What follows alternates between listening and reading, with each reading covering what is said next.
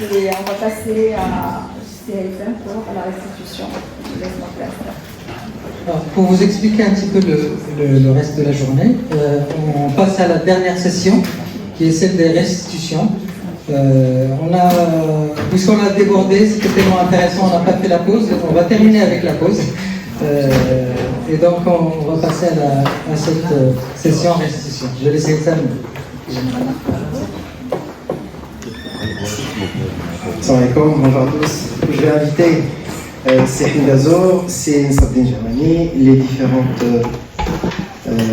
personnes qui ont pu animer les panels. Donc, Madame Nadia pour le panel 2, c'est Mohamed Kali pour le panel 1, c'est Tafhida et Madame Ilham pour le panel 4, et puis c'est Wassim pour le panel 3. Donc notre animatrice, Madame Président Bouskri, avait un petit impératif logistique ce matin.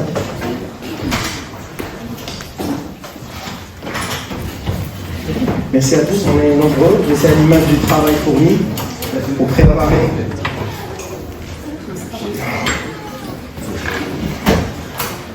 Merci. Donc je vous disais, on est nombreux un petit peu devant vous parce que le travail fourni était important et plusieurs personnes ont participé dans ces travaux-là. On est en train d'animer la session, la dernière session, donc la session de conclusion de ces travaux d'un jour et demi. On va commencer d'abord par une présentation par Sehim Dazour de l'analyse qui a été faite de la vision 2030, Maroc 2030, donc Maroc et 2030. C'est un travail conséquent de plusieurs dizaines d'heures qui a été fait tout au long des semaines précédentes. Sehim va nous le présenter, évidemment de façon synthétique, donc on ne sera pas exhaustif.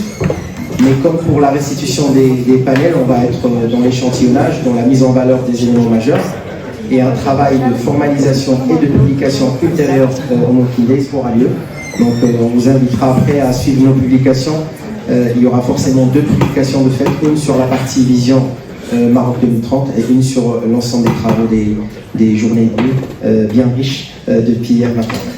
Sehim Dazour, je vous donne la parole. J'essaie de parler un petit peu vite pour qu'on tienne le timing. Merci pour votre compréhension. Merci beaucoup, Haïta. Merci aux présents, à notre chère audience. Nous avons le plaisir de vous annoncer qu'on a produit un livre blanc, Mumkin, le premier livre blanc, Réussir Maroc il y a 2030. Ce livre blanc est accessible à travers la plateforme de Mumkin, en tout cas le site de Mumkin, www.mumkin.com. Vous allez trouver un bouton, vous allez pouvoir ouvrir et lire ce livre blanc. Ce livre blanc a pour objectif de répondre à cette question très simple.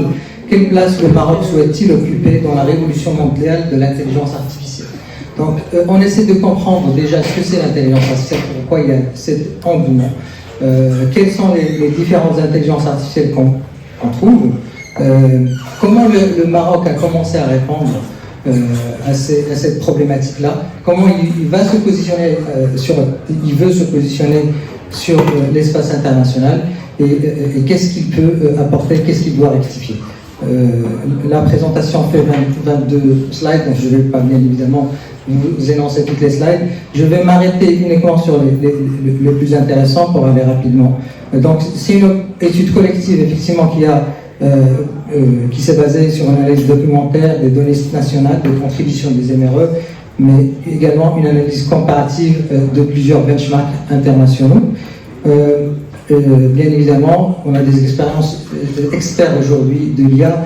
L'IA a commencé en 1950 avec l'IA symbolique pour arriver aujourd'hui à ce qu'on connaît, l'IA générative et agentique, mais ça se développe encore. C'est pour ça qu'il faut être très attentif à la recherche fondamentale et aller voir ce qui se passe sur les world models qui vont vraiment commencer à comprendre la structure physique d'un phénomène au lieu de générer juste le next world comme ce que font les LLM et les transformers.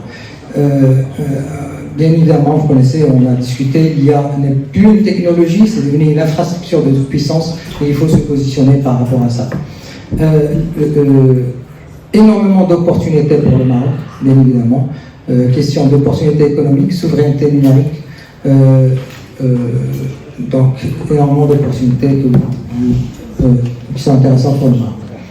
6 modèles internationaux à suivre et 6 leçons à prendre en comparant le Maroc avec l'international. Vous avez le modèle des États-Unis basé essentiellement sur l'innovation privée et l'écosystème de capital risque. Bien sûr, il y a une concentration externe des acteurs, mais les leçons que peut apporter le Maroc à travers ça, c'est stimuler l'entrepreneuriat technologique. La Chine, elle, se base sur une vision long terme avec des données massives et un interventionnisme de l'État qui finance. Bien évidemment, pour nous, il faut qu'on apprenne de ça pour aligner l'État, la recherche et l'industrie sur cette approche. L'Europe, plutôt, il adopte un cadre éthique, l'intelligence de confiance. Le problème, c'est qu'il y a beaucoup de dépendance externe des technologies, parce que vous savez tous, l'Europe n'est pas très avancée vis-à-vis, par exemple, des États-Unis en termes de production d'IA. Mais voilà, et pour le Maroc, ce qu'on doit apprendre de ce modèle, c'est développer une IA raisonnable et éthique, bien évidemment. Les pays du Golfe investissent énormément, donc essaient de faire une attraction de talents à travers, bien évidemment, de très grands salaires. Par contre, ils ont un marché limité, donc pour nous, l'objectif, ou ce qu'on doit apprendre, c'est penser à comment accélérer l'exécution du financement. Le financement reste un des cœurs, bien évidemment, de cette industrie.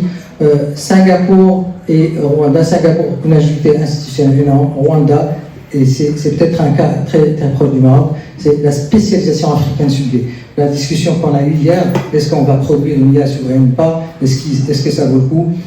Bien évidemment, non. Notre recommandation, c'est plutôt produire de la spécificité, commencer par ce dont on a besoin pour avancer, puisque les ressources sont limitées aujourd'hui, on chiffre à des milliards, et bien évidemment au niveau de calcul, mais au niveau des ressources humaines, au niveau du temps aussi, à des milliards d'euros pour produire une IA générative, indépendante des souverains. Là où on a identifié un vrai problème, c'est la dynamique scientifique. Une dynamique scientifique, bien évidemment, elle est très positive, elle est positive, bien que il faut aussi comprendre qu'on dépense, l'État marocain dépense uniquement 0,8% du PIB sur la R&D par rapport aux pays de l'OCDE qui dépensent 2%. C'est très bas. On a aujourd'hui en chiffres, en général, des publications, 2000 publications IA. Le problème majeur de ces publications, c'est qu'elles sont bloquées à ce qu'on appelle la vallée de la mort, qui est celle du TRL, Technology Readiness Levels. Donc si on veut passer de la recherche à la technologie, il faut qu'on passe par toutes ces étapes-là. Nous, la majorité des chercheurs, bien sûr, on a l'occasion la chance d'être à l'IER qui est beaucoup plus avancé sur ce sujet, mais la connexion entre les chercheurs et l'industriel, c'est un vrai problème. On est toujours bloqué. Le chercheur aujourd'hui a pour objectif de publier essentiellement. Il ne voit pas l'objectif d'industrialiser nécessairement sa solution. L'objectif ou l'opportunité pour le Maroc, c'est essayer de dépasser cette vallée de la mort pour bien sûr réussir à exploiter les innovations des chercheurs marocains. Je ne vais pas vous faire l'historique, mais le Maroc, ça fait longtemps et ça a commencé avec Maroc Digital 2030, bien sûr, en 2018, mais il essaie d'avancer et d'apporter une couche qu'il y a sur cette stratégie. Bien évidemment, 3 couches sont importantes: l'infrastructure, la capacité, les talents et les usages, c'est-à-dire les algorithmes et les applications. On a au Maroc énormément d'atouts quand même. Il y a Pinardi, il y a les bourses PASS, il y a les bourses d'excellence, il y a Maroc Digital 2030 avec des ambitions intéressantes pour 2027, 22 500 diplômés en IA. Des nouvelles filières très proches de l'IA, cyber, cloud, presque 183 filières. On a énormément de subventions. Alors après, ça reste bien évidemment limité. Je vous invite à lire le rapport pour comprendre.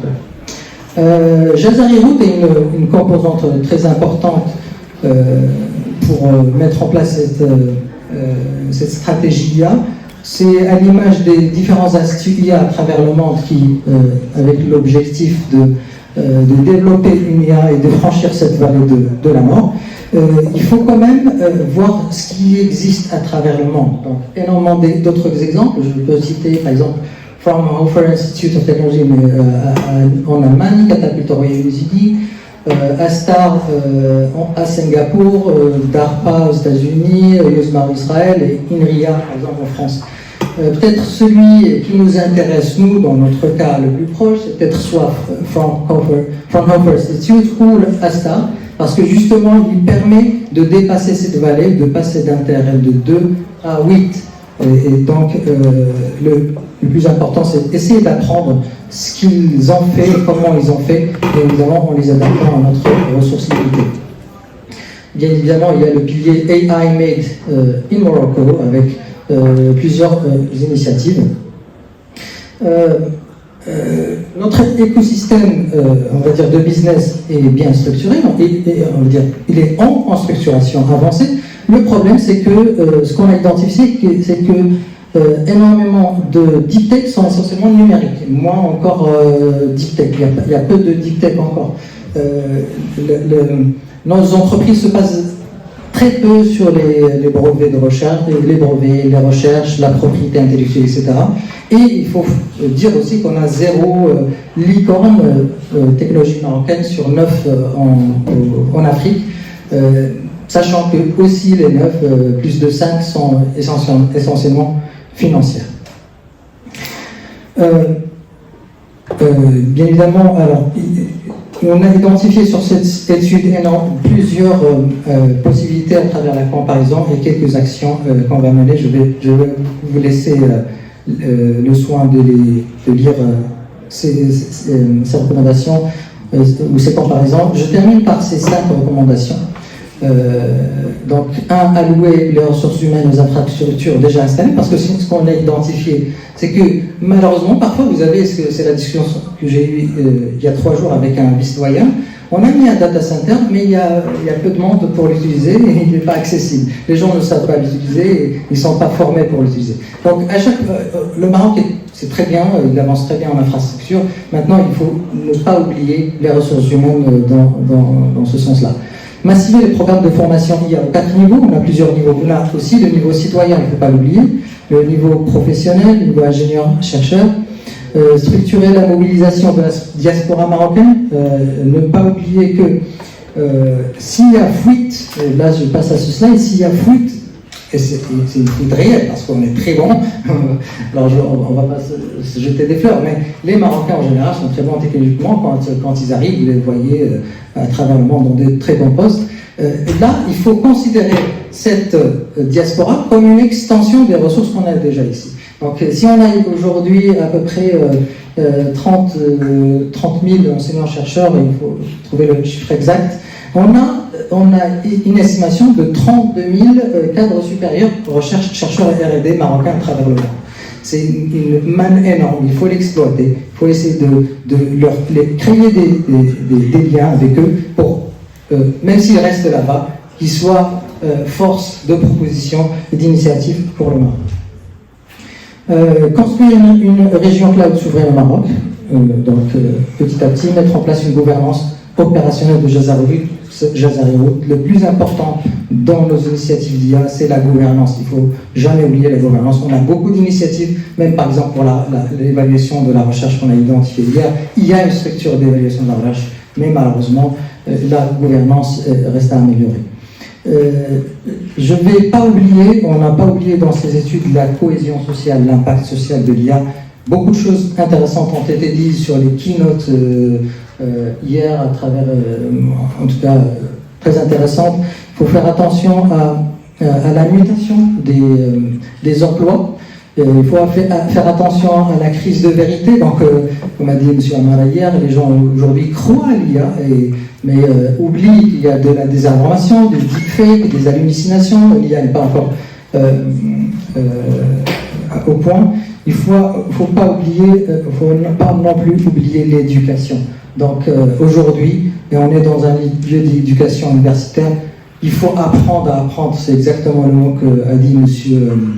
Erdogan Bouchan. Il faut réapprendre aujourd'hui, si vous demandez à n'importe quel enfant répondre l'exercice, il prend la photo et l'envoie à ChatGPT pour donner les résultats. Est-ce qu'aujourd'hui, l'enseignement continue à faire son effet d'enseigner? Est-ce qu'on apporte de l'information? Il faut questionner la capacité ou le passage de l'information ou le raisonnement. Est-ce qu'on n'est pas en train de menacer la capacité de raisonnement de nos enfants quand on leur permet d'accéder directement à ça? Quelles sont les choses qu'on va laisser à l'automatisation, à l'IA, et quelles sont les choses qu'il faut absolument les apprendre à nos enfants?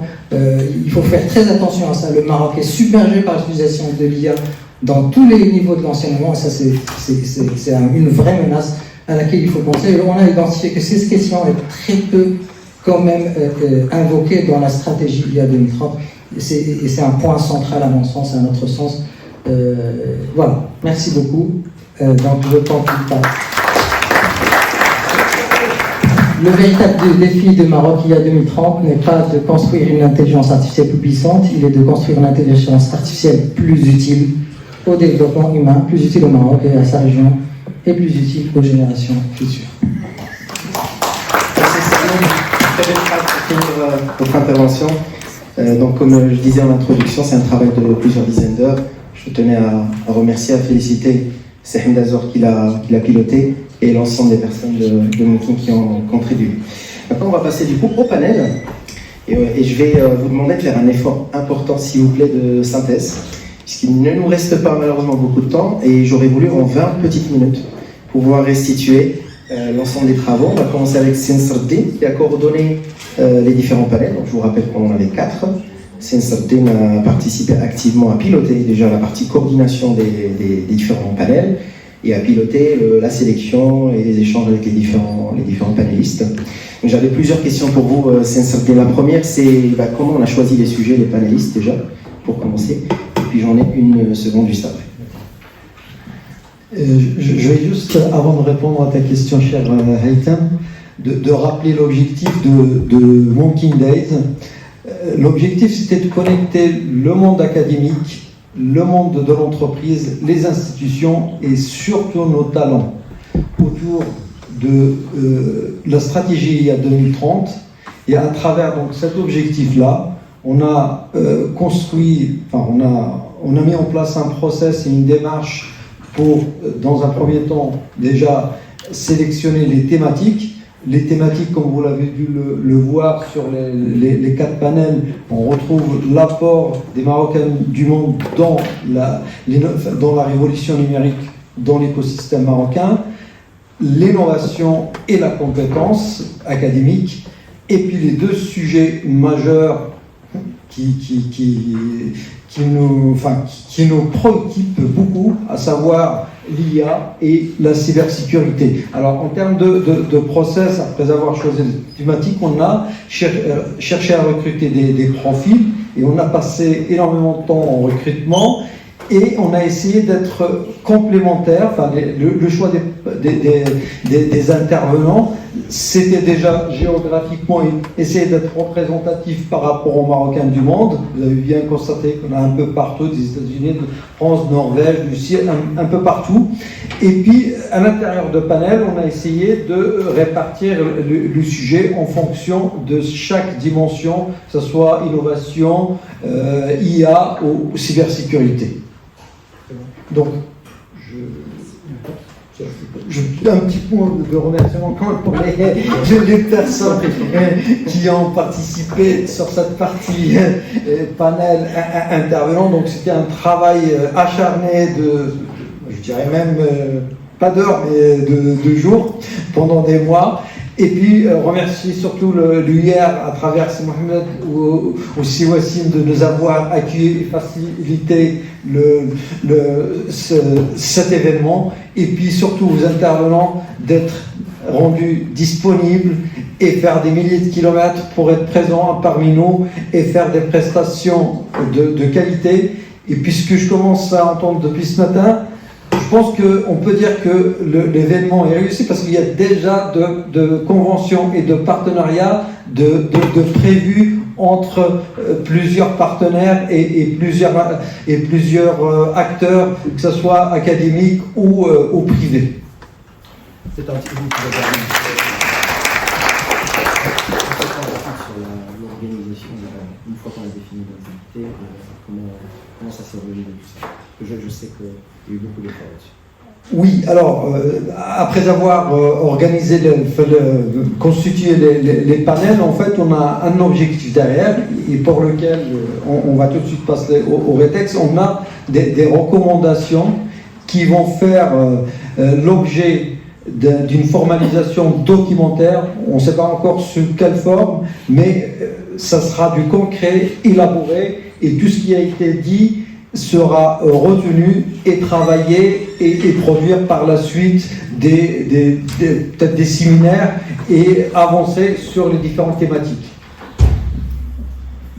Merci Sensardé.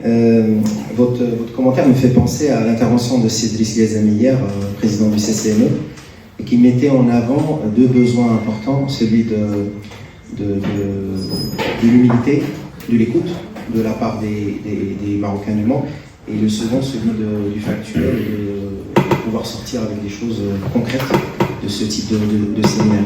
Et c'est quelque chose qui, avec toutes les équipes Mumkin, nous avons vraiment souhaité qu'il fasse partie intégrante de l'ADN de Mumkin. Et c'est pour ça que dans l'équilibre dont parlait Sensardé, nous avons aussi veillé à ce qu'il y ait une part importante aux Marocains du Maroc. Parce qu'on ne peut pas travailler tout seul depuis l'étranger, parce qu'on fait partie du même écosystème marocain, et que nous souhaitons construire avec les Marocains du Maroc et avec les Marocains du Maroc ensemble. Donc voilà, merci pour la restitution de la partie coordination. Maintenant, on va passer au panel, et je vais poser deux petites questions à chacun des panels. La première, c'est est-ce que vous pouvez nous rappeler rapidement les thématiques abordées dans le panel, et ensuite donnez-nous, s'il vous plaît, 3 recommandations. Allez, vous avez une petite marge d'une supplémentaire, j'ai une petite demande d'interrogation. Recommandations, de façon à ce que ce soit les recommandations majeures, et je le rappelle, il y aura quand même un travail de restitution écrite qui sera exhaustif, où vous aurez l'ensemble des recommandations. Là, on cherche vraiment à mettre en avant ce qui sort le plus. Je commence par le panel 1 avec Semhoui. Salam alaikum, marhaban, j'ai un petit read-out du panel 1. On a abordé le thème principal du MRE et son rôle exactement dans la révolution numérique au Maroc.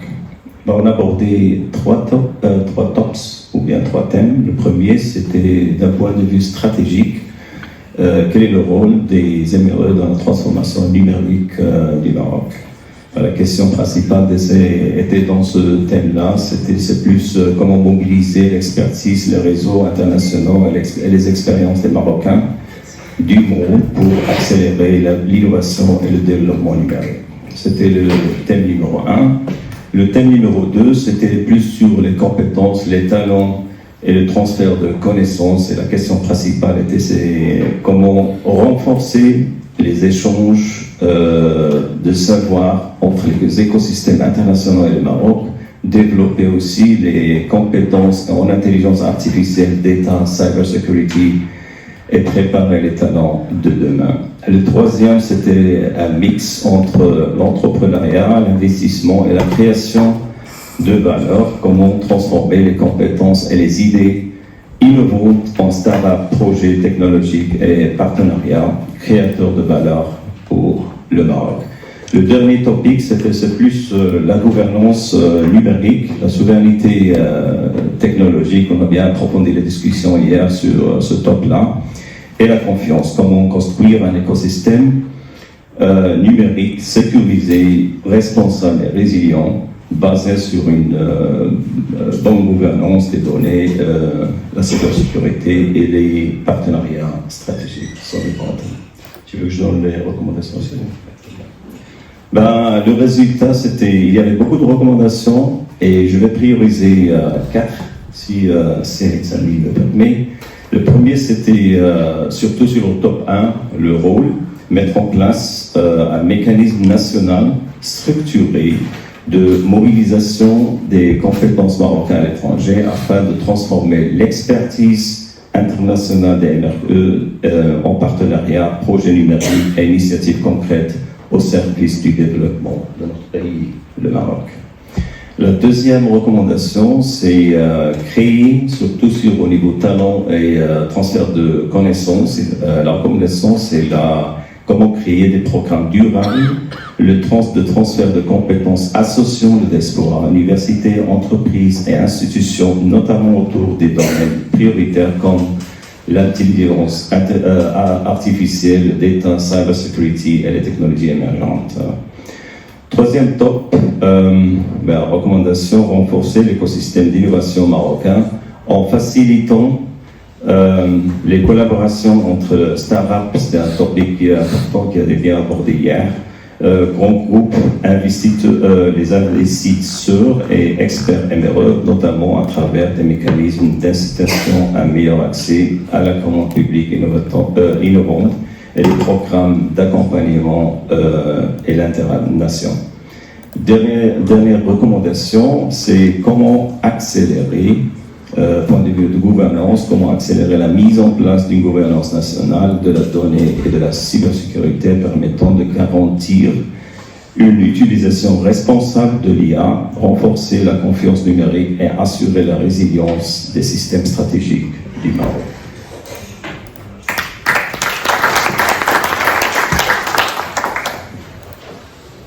Merci, c'est Mohamed. Donc, même question pour le panel 2, et je donne la parole à Nadia Arab. Salam alaikum. Donc, le panel 2, on a parlé de 3 volets. Donc, la formation de compétences et en innovation et gestion de projet. Et la conclusion, en fait, c'est la première action qu'on peut proposer, c'est intégrer l'entrepreneuriat, l'innovation et la gestion de projet dans le cursus universitaire. On a parlé aussi comment on passe du recherche fondamentale vers le transfert de technologie. C'est accompagner les chercheurs dans la maturation de leur projet jusqu'à la commercialisation. Le scientifique, il fait de la recherche, mais il ne fait pas de commerce. Donc, il faut vraiment un accompagnement. Troisième volet, c'est la gouvernance. Moi, je parle de la bonne gouvernance, financement et exécution. Il faut accélérer. On ne peut pas attendre. Par exemple, vous avez le projet. Donc, il faut absolument il ne faut pas attendre 5 ans, parce qu'après, c'est demandé. Donc, l'accélération de la mise sur le marché des innovations, augmentation de l'investissement privé dans la recherche. Voilà. Merci. Merci, Nadia. I will switch in English for the coming panel. Maybe just a small word concerning the implication of the International University of Rabat. The presence of Mr. Wassim with us is a kind of recognition and also special thanking for you for all the support you gave us for this Mumkin Days, and we hope it will be just the first one for many that we'll organize together here and also outside Morocco, why not? So thank you for all. So same questions for panel 3. What were the major subjects maybe treated by the panel, and also some of the recommendations that you could share yesterday? Thank you. So thank you, Aitam, and Little World. We are very happy to welcome you here at UIR, and we're very impressed by the organization and all the work that has been done on this event, and we are very happy with the results that we are here in the restitution and the quality of all the different panels that were there, the keynotes and the use cases that were presented this morning. So really thank you also for all you did to organize this event. So the panel of yesterday was titled AI Readiness, Competitiveness and Impact. So we first had several discussions and debates about readiness. So when we say readiness, it's what does it mean to be ready for AI? To explore it towards different, I would say, dimensions. The first one was for organizations and, for example, teaching institutions. And we said that it was the intervention of Professor Goulmer, that in order for an organization to be ready, you need to look at it from all the different stakeholders of the institution, and you need all these stakeholders to be trained on AI and what is the correct usage of AI. Because the goal is not to, I would say, ban the usage of AI because there may be some risks or misusage, but you need to kind of regulate it in a way that allows you to have an added value for the organization. And for this, you have to involve everyone, and you have to create a committee, as Professor Goulmer said, and create like a kind of constitution of the, like une charte for how to correctly use AI in the organization that has input from everyone. And this document needs to be a living document in the sense that each time there are new things that arrive in AI. As we saw yesterday, at some point there were a lot of discussions about prompt engineering, and then we said prompt engineering now is kind of going out of fashion. Now there is agentic, there is orchestration, there are always new things that are happening in the landscape of AI. So we need to adapt, and so that was, I would say, one of the main discussions was about this, I would say, governance in a way of the AI in organization. The second topic was about infrastructure, and there were here again several debates. There are, as we said yesterday, I would say, for example, in the US, in Europe, there are a lot of investments that are going towards these mega data centers that use a lot of resources in terms of compute, in terms of energy, in terms of like water for cooling and things like that. And we debated if this is the good direction to do in Morocco. Like, in order to be AI ready in Morocco, do we really need these mega data centers, or should we follow our own, I would say, path in this direction? And so, through the debates, I think we agreed at the end that we need a kind of sovereign AI, and we cannot do what the other do. We don't really need Moroccan ChatGPT with all the mega data sensors and everything, but we can maybe go towards like more small language models, specialized models that answer really the needs of our country, and where AI can have a good added value without needing all the resources. And we talk a lot about this low resource AI, edge AI, and I would say also like the skills that are needed to do this. So my colleague from IBM said like you need to learn compression of models, the pruning and things like that. All ways that allows you to have efficient AI. And the last topic was about the how do we evaluate the impact of AI on organizations. And there were debates about several companies that invested a lot in AI, and at the end they realized that they either lose money or like there is no return on investment. And so the debate went about how do we really evaluate this usage of AI. Discuss about some I would say bad KPIs, like the number of tokens that are used per employee, which leads to some waste of computation. And I think at the end we arrived to the conclusion that we don't really need AI for everything. In order to really have a good impact for AI in a company, we need first to study, do we really need AI? And then if we need AI, in what scope? Like really, before, like instead of going in the hype that AI can solve everything, we need to do a little study before we really apply it. And when we really find that, okay, this is a part of our business process where AI can really have an added value, then we can start working in it, but in a targeted way. And I think also there was another conclusion that we don't need LLM for everything, but for this targeted parts, maybe we can do like traditional machine learning, deep learning, and there are a lot of AI is a very broad word that includes a lot of technologies, and we shouldn't limit it only in the ones that have the biggest, I would say, hype currently. And so I think I mixed the recommendations with, but yeah. So basically, it was these three things. And to summarize, I think maybe in one sentence is that I think there is a hype, we shouldn't ban AI, we should maybe regulate it with good governance that involves everyone.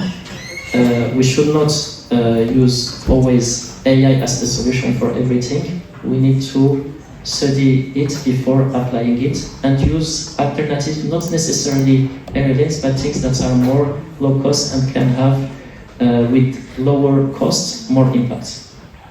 Thank you. Thank you very much for this complete feedback. So we'll switch to French. Donc pour le panel 4, je vais donner la parole à Serge Lotef et Ilham qui vont nous présenter du coup la même chose, donc les sujets abordés et puis quelques recommandations. Concernant donc les sujets abordés, on a pensé donc à la sécurité, le risk management et la cyber-résilience dès la conception d'un produit, ce qu'on appelle by design. Deuxième, ça concerne la donc on a échangé, on a parlé notamment même pour le panel 3 sur la gouvernance et la donnée. Donc en fait principalement la cybersécurité et la gouvernance d'IA avant tout reposent sur la gouvernance de la data. Et donc en fait on sait que plusieurs organisations galèrent par rapport à la mise en place d'un data governance model. Donc, et on sait très bien que la data c'est la source pour développer des modèles IA. Donc en fait, la sécurité ici joue un rôle très central dans la protection du cycle de vie de la donnée, donc qui est la source essentielle, en passant par la data classification, data lineage, data quality, data observability et data security. Donc ils sont vraiment qui est indispensable avant de penser à construire le modèle. Deuxième recommandation concerne principalement la certification à la chaîne de confiance. Donc en fait, comme vous savez, donc nous faisons confiance à Internet grâce au PKI, Public Key Infrastructure. Et notamment quand on se connecte en fait à un navigateur, donc il vérifie automatiquement le certificat qui est valide. Et dans le cas de l'IoT, donc par rapport au projet de recherche, il faut le valider dans les deux sens. Donc il devient nécessaire de mettre en place en fait une chaîne, un processus de certification pour l'ensemble en fait de la supply chain en fait des modèles IA, ce qui existe en fait pour les PKI ou les serveurs web, et afin bien sûr de renforcer la chaîne de confiance et bien sûr ajouter effectivement cette notion de révocation si effectivement le certificat il a été révoqué dans toute en fait de toute la chaîne en fait de l'IA ou du modèle IA. Troisième point, c'est la partie compétences et notamment les cyber range. Donc on a eu l'opportunité d'échanger avec des personnes qui gèrent des labs en fait au sein de l'Université internationale de Rabat. Et donc en fait la montée en puissance de l'IA elle exige effectivement une double compétence en cybersécurité et en IA. Donc en fait une meilleure maîtrise de l'IA au service de la cybersécurité et la cybersécurité au service de l'IA. Donc notamment, les personnes qui font de la cybersécurité, ils savent en fait ce mindset en fait attaque-défense qui est très important en fait à mettre en place quand on gère des solutions de ce type. Et bien sûr, pour la partie justement compétences, en fait, il faut passer par ces partenariats privé-public. On a parlé justement du projet de recherche en fait AI Edge, qu'effectivement il faut qu'on passe en fait de la phase prototyping à la phase industrialisation. Et donc on a besoin justement du sponsorship des industriels pour industrialiser et mettre en place en fait le produit final. Et donc en fait par rapport à cette compétence, à cette formation notamment dans la cybersécurité, il serait très important de mettre en place des labs en fait pédagogiques, notamment à mettre en place des plateformes de pentesting, mais aussi des cyber range, donc permettant vraiment de simuler des attaques réelles. Et donc pour conclure en fait, ce que je veux dire c'est que la réussite de cette transition en cybersécurité à l'ère de l'IA en fait elle repose sur 3 piliers. Donc le premier c'est les compétences multidisciplinaires en cybersécurité et en IA, un modèle de gouvernance de l'IA qui repose sur la data governance, et puis une approche collaborative portée au niveau stratégique au-delà des seuils RSSI et DSI. Je vous remercie. Merci. Je voudrais remercier l'ensemble des intervenants pour la qualité et la synthèse, l'effort de synthèse fourni. Je sais que c'est jamais facile de faire l'exercice avec des panneaux aussi complexes techniquement ou qui rentrent dans des détails technico-opérationnels. Arriver à restituer en 2-3 minutes, c'est pas facile, donc merci d'avoir fait l'effort. Pour peut-être finir cette partie-là, comme toute belle chose a une fin, les Monkey Days touchent à leur fin. Je vais passer la parole à Serma pour une conclusion, mais avant cela, si je devais résumer ces 1 jour et demi, j'ai vu beaucoup d'efforts, beaucoup de rigueur dans la préparation d'abord de l'événement, dans les travaux préparatoires en termes de documentation, de recherche, de synthèse, de préparation de panels, de coordination entre panélistes, de recherche de complémentarité géographique, linguistique, en termes de compétences et en termes de spécialité. On avait aussi un bel équilibre, je trouve, je tenais à le souligner, entre académique, monde académique, universitaire, monde de l'entrepreneuriat et puis de l'expertise salariée. On a besoin des trois et il faut qu'on arrive à travailler ensemble et à co-construire des choses. L'autre mot, c'est la confiance dans la préparation, dans les échanges, la confiance dans les jeunes qui sont là, qu'on espère voir un jour à nos places en train de nous montrer de belles choses dans l'IA ou ailleurs. Et puis un dernier mot aussi sur le fait que c'est 1 jour et demi, on nécessitait un effort important, peu d'heures de sommeil pour un certain nombre de personnes, même si c'est pas forcément très visible. Et puis on est quand même globalement très content du résultat et espérant que ce soit une première et qu'il y en ait d'autres. Un dernier mot sur l'implication des uns et des autres, et notamment nos panélistes. Je vois des gens qui étaient censés participer dans les panels hier revenir ce matin, certains avec leur famille, certains donc voilà, qui prennent sur leur temps aussi pour être là, et ça montre le niveau d'implication non seulement de Moumkine, de l'UIR et des partenaires. Je vois aussi bien Vision qui sont encore là, qui sont un partenaire important pour l'événement, mais également l'ensemble des panélistes qui ont fait plus que ce qu'ils auraient pu faire. Donc je tenais ici à vous remercier tous. J'appelle... oui, tout à fait. Donc, le remerciement sera fait de façon exhaustive par Omar. Peut-être un petit mot, c'est Omar Mourabet, et après j'appellerai aussi Mohamed Malf pour prendre la parole. Merci à tous.